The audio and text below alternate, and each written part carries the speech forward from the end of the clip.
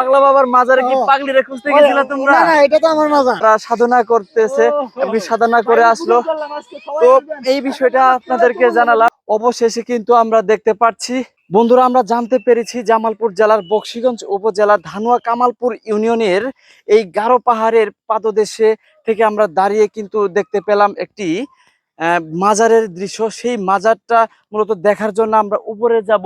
তো দেখতে পাচ্ছেন কতটা উঁচু, আমরা অনেক পথ কিন্তু বেয়ে এসেছি, অনেক উচ্চ পথ মেরে কিন্তু আমরা এসে এই পর্যন্ত পৌঁছেছি। তো আমার সাথে চলুন, আসলে ভিতরে কি আছে পাহাড়ের উপরে এবং কি এই মাজারটাই কি আছে মূলত। তো এই পাগলা বাবার মাজারটা আসলে কার নামে নামকরণ করা হয়েছে এবং কি এই নামটা কেনই বা হলো, এই বিষয়ে আপনাদেরকে কিন্তু আমি জানাবো।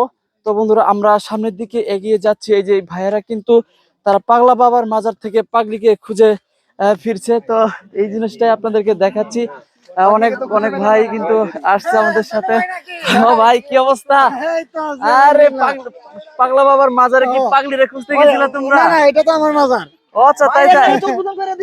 ও মাই গড, তাই। ও মাই গড, ও মাই গড, এরা আমাদের ভাই ব্রাদার।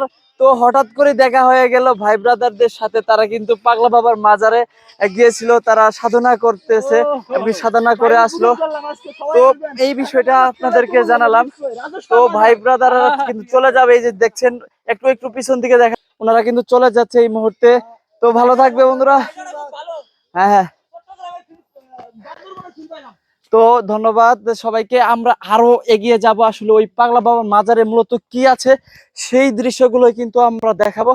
তো আমাদের ক্যামেরাম্যানকে আমি অনুরোধ করব একটু একটু তাড়াতাড়ি আসবেন। তো এই যে আমরা অবশেষে কিন্তু আমরা দেখতে পাচ্ছি, এটাই কিন্তু হচ্ছে পাগলা বাবার মাজার। তো এই মাজারের আদ্যপান্ত আমি বেশ কিছু একটা জানি না, বাট এখানে এসে যে দৃশ্যগুলো দেখতে পাচ্ছি, তো দেখতে পাচ্ছেন আমরা মূলত এই পতাকাটা দেখতে পেয়েছিলাম। এই যে পতাকা দেখতে পাচ্ছেন, এই পতাকা দেখে কিন্তু আমরা ওইখান থেকে অনেক দূর থেকে আজ করতে পেরেছি যে এখানে একটা মাজার সাদৃশ্য কোনো কিছু হবে। এরপরে কিন্তু আমরা কাউকে না জিগাই, কাউকে না বলে কিন্তু এসে পড়েছি এবং কি ওইখানে আমরা দেখতে পেরেছি যে একটা পাগলা বাবার মাজার। তো এই হচ্ছে পাগলা বাবার মাজার। জানি না কোন পাগলা বাবা এখানে শুয়ে আছে, আল্লাহ তালার কোন বান্দা এখানে শুয়ে আছে। তো মাজারটা তো দেখতেই পাচ্ছেন কি অসাধারণ, এখানে সুন্দরভাবে সাজানো হয়েছে। সিমেন্ট বালু দিয়ে কিন্তু পাকা করে দেওয়া হয়েছে যাতে এটা সংরক্ষিত থাকে, ভালোভাবে থাকে। তো এগুলা মাজার কিন্তু আমাদের দেশে অনেক জায়গায় দেখা যায়, বাট এই যে কামালপুর, এই যে ধানুয়া কামালপুরের মতো স্থানে একটা এত সুন্দর একটা মাজার দেখতে পাবো, এটা আমি কখনোই কল্পনাও করিনি। এবং কি এই প্রথমবারের মতো কিন্তু আমি এই মাজারে চলে আসছি। তো এই মাজারের চারপাশে যে অবস্থানটা দেখতে পাচ্ছেন, এটা হচ্ছে পাহাড়ের, গারো পাহাড়ের সর্বোচ্চতে এই পাহাড়টা কিন্তু।